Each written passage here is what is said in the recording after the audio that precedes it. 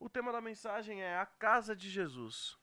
Mateus 8:20 diz: as raposas têm seus covis e as aves do céu os ninhos, mas o filho do homem não tem onde reclinar a cabeça.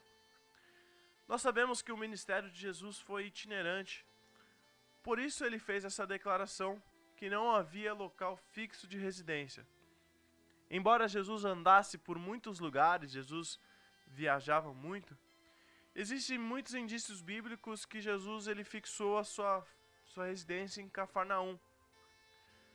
Ali era um ponto de apoio, onde ele podia ir pregar nas regiões vizinhas da Judéia, Galiléia e Samaria, além de visitar cidades romanas como Tito, Sidom e a região de Decápolis. Então, nós podemos ver na Bíblia que Cafarnaum era um lugar estratégico ali. Por isso foi o lugar que Jesus escolheu para ser a residência ali, para ele se fixar. Talvez essa casa que ele ficasse fosse de alguém que abria o seu lar para Jesus e seus discípulos, ou então um cômodo emprestado por alguém, mas provavelmente seria um local reservado pelo mestre e mantido com o apoio recebido pelo seu ministério. Mas o fato é que Jesus precisou de uma casa para ficar. Jesus ele precisava de um lugar ali para descansar, para dormir. E até hoje ele procura esse lugar no meu e no seu lugar, e no seu lar. No meu e no seu lar. Como que era a casa de Jesus? Como que é a casa de Jesus? Nós vamos aprender então hoje sobre a casa de Jesus a partir das referências que citam a sua residência e Cafarnaum. Como que era então a casa de Jesus? Mateus, livro de Mateus, capítulo 9, dos versículos 1 a 8, diz o seguinte: Entrando Jesus num barco, atravessou o mar e foi para a sua própria cidade. Alguns homens trouxeram-lhe um paralítico deitado numa cama. Vendo a fé que eles tinham, Jesus disse ao paralítico: Tenha bom ânimo, filho, os seus pecados estão perdoados.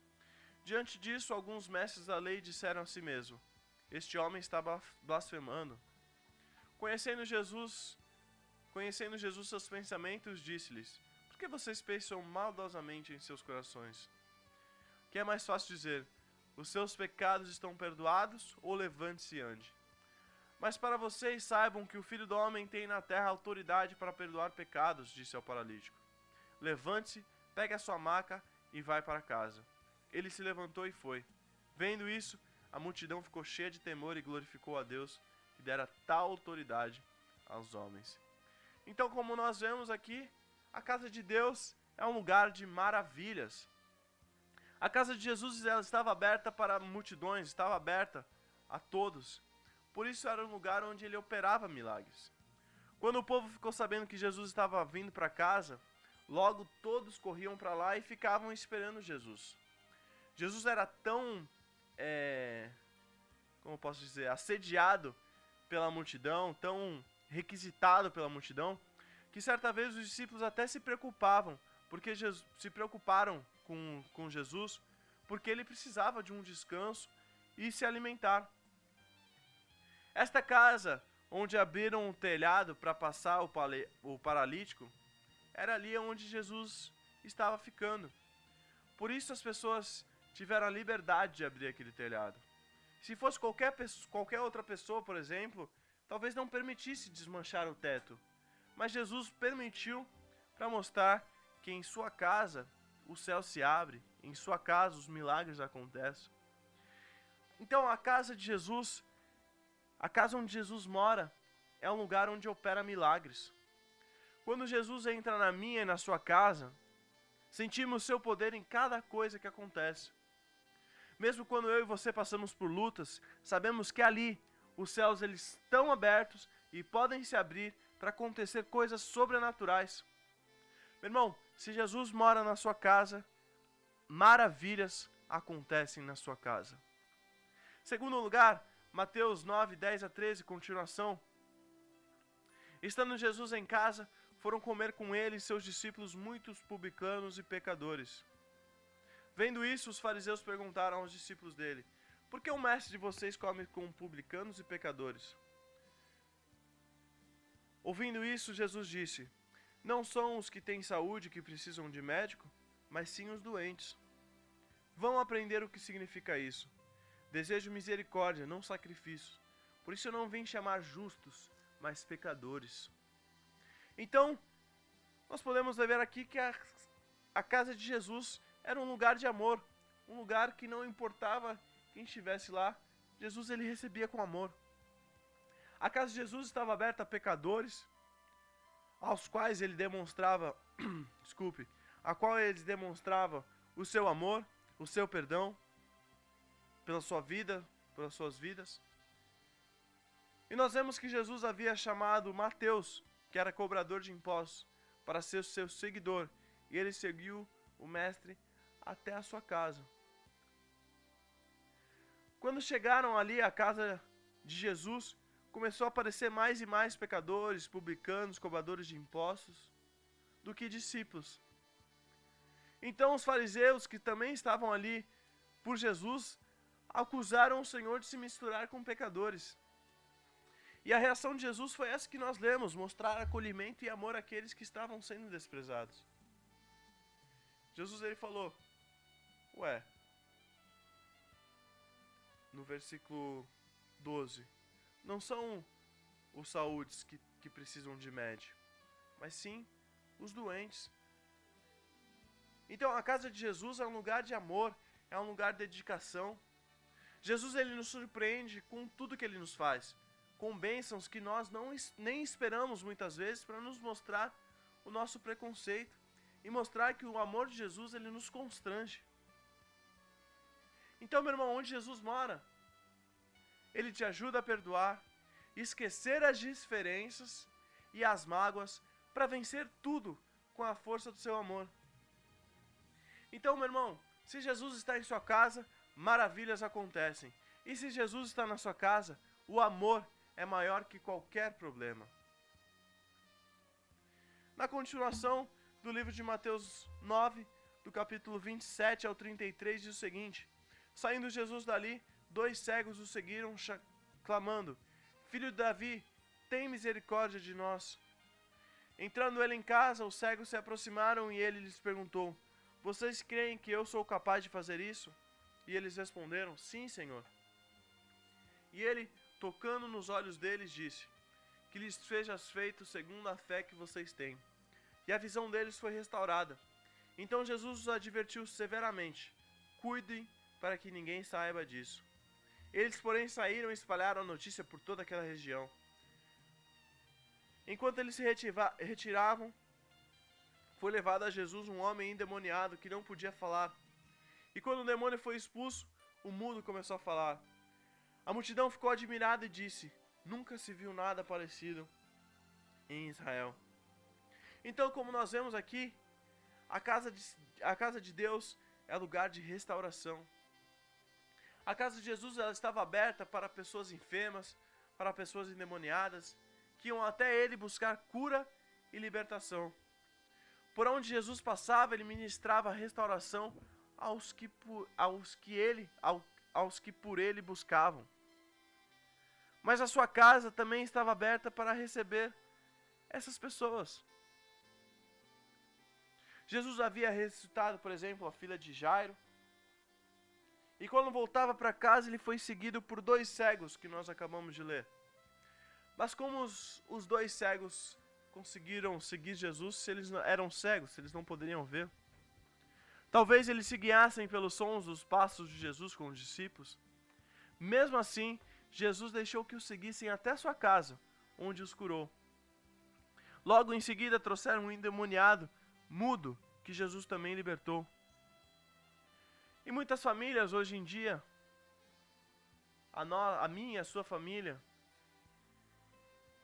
têm sido atingidas por doenças, por problemas psicológicos, e tem trazido cegueira, entre aspas, aos que não conseguem ver a solução para suas vidas e também perturbações espirituais. principalmente falta de perdão. E por isso, siga Jesus, mesmo se você não estiver vendo uma saída, e creia que Ele pode restaurar a situação na sua casa, na sua família. A casa onde Jesus mora é um lugar de restauração. Então, meu irmão, se Jesus está na sua casa, maravilhas acontecem. Se Jesus está na sua casa, o amor é maior que qualquer problema. E se Jesus está na sua casa, Ele restaura qualquer coisa. Ele restaura todas as coisas. No livro de Mateus, agora capítulo 13, Mateus 13, versículo 36 ao 39, diz o seguinte: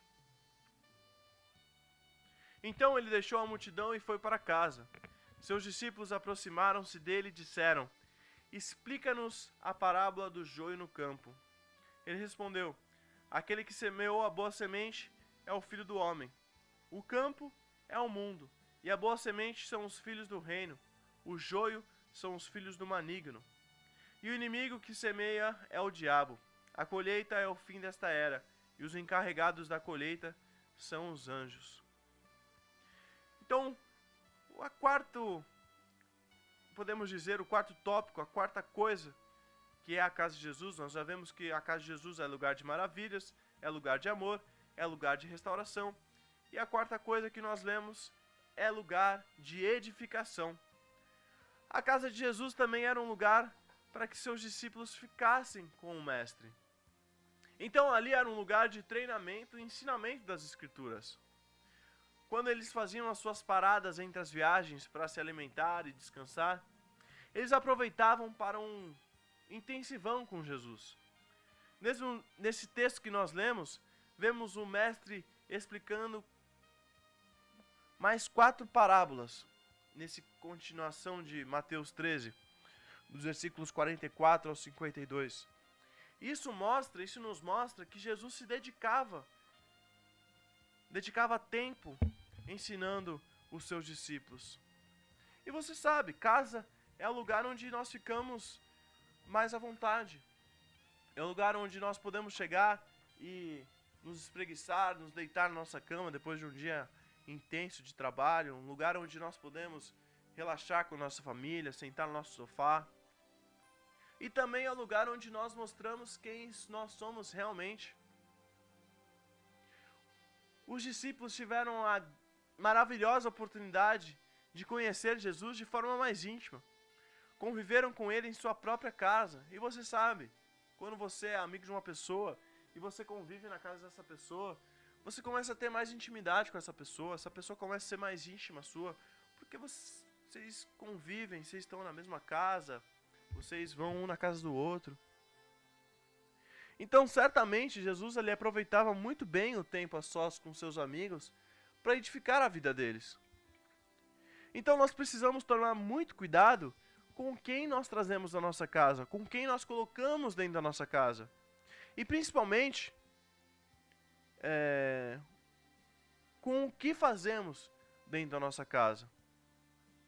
Existem pessoas que não trazem nenhuma edificação para a família e até mesmo ficam provocando problemas. Ficam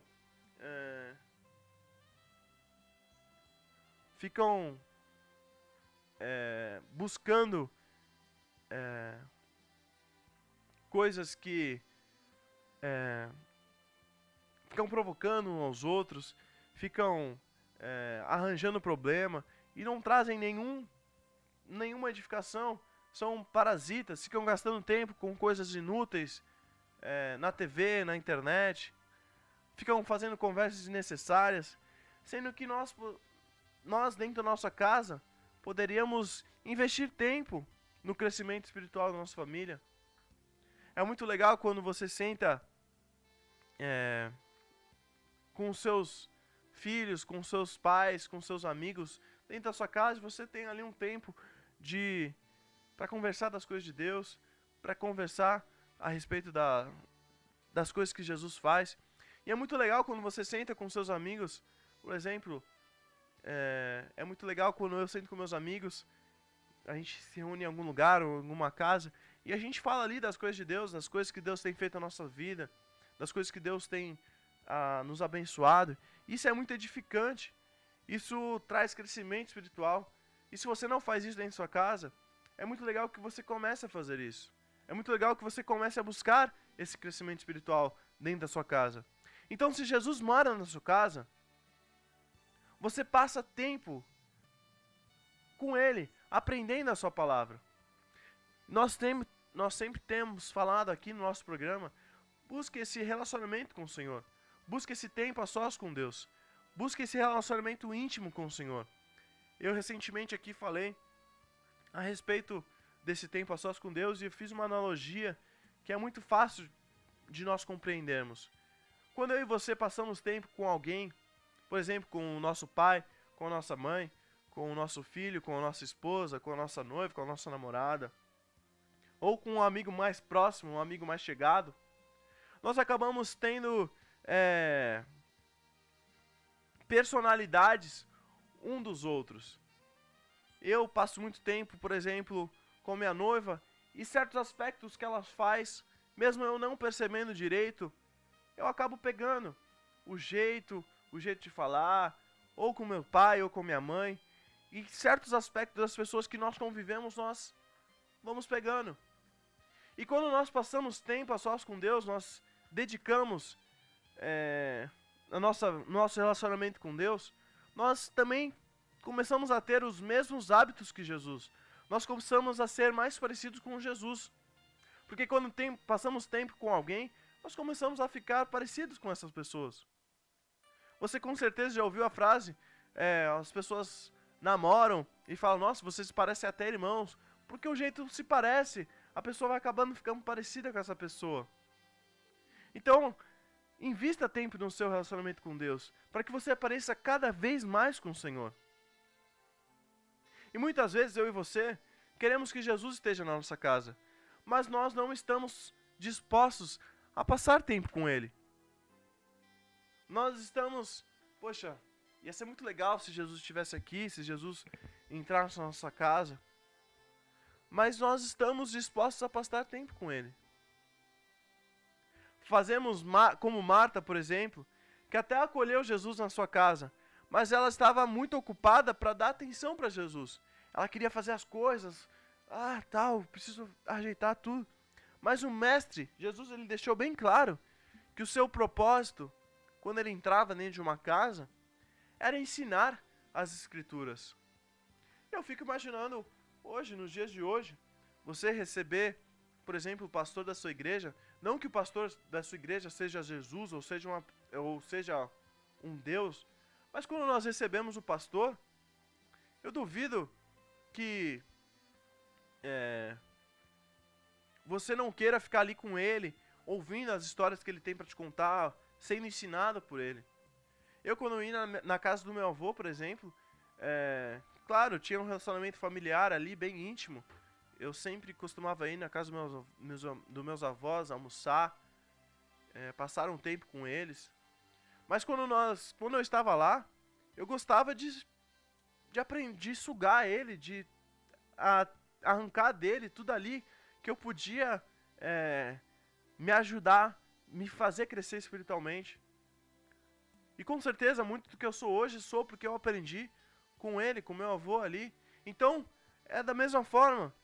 A casa, a sua casa, ela deve ser uma casa onde você passa tempo a sós com Deus.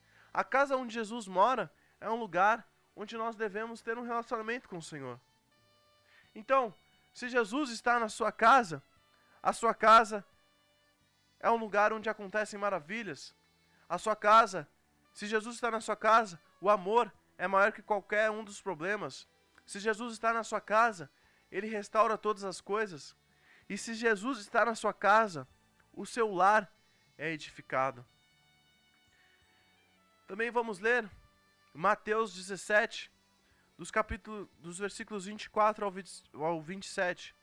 Mateus 17,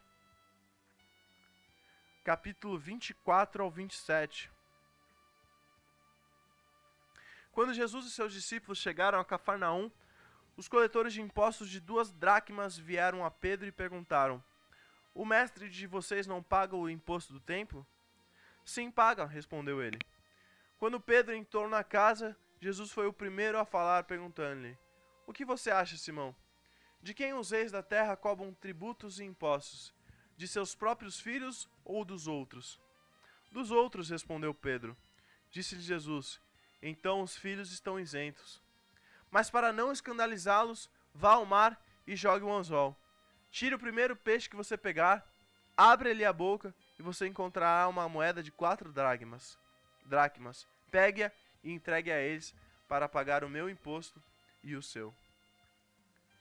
Então nós vemos que a casa de Jesus é um lugar de maravilhas, é um lugar de amor, é um lugar de restauração, é um lugar de edificação e por último nós vemos que é um lugar de provisão. Sim, um lugar de provisão. A casa de Jesus estava aberta mesmo para os cobradores de impostos. Eles não eram bem-vindos pelas pessoas. Com certeza, quando chegava o cobrador de impostos, ninguém gosta de receber um cobrador dentro de sua casa. Mas Jesus acolheu aqueles homens. Mesmo sendo da família de Davi e por isso isento de pagar impostos, Jesus ele quis dar o bom exemplo para os seus discípulos e para nós. Além disso, Jesus nos mostrou que a casa onde mora não falta nada. Porque Jesus, Jeová Jireh, é o Deus da provisão, é o Deus que provê tudo o que nós precisamos. Quando os cobradores de impostos bateram ali na porta de Jesus, talvez eles devem ter pensado: vamos armar ali uma pegadinha para surpreender Jesus, para ele não ter para onde fugir, e nós temos uma acusação contra ele. Mas com sua sabedoria, Jesus agiu de maneira exemplar, além de milagrosa. Pedro recebeu a missão de ir e pescar apenas um peixe, na qual encontraria uma moeda que dava para pagar as taxas de Jesus e de Pedro. E através desse milagre, Jesus mostrou que a casa onde mora não falta nada, porque o Senhor é meu pastor e nada me faltará, Salmos 23:1. Às vezes eu e você não estamos dispostos a fazer nossa parte e lançar o anzol para pescar. E por isso, nós não encontramos a solução. Muitas vezes, pode ser onde menos se espera que encontremos a solução. Mas mesmo assim, faça como Pedro e obedeça para ver o milagre acontecer. Jesus ele podia fazer a moeda aparecer ali em qualquer lugar, mas ele fez essa coisa particular.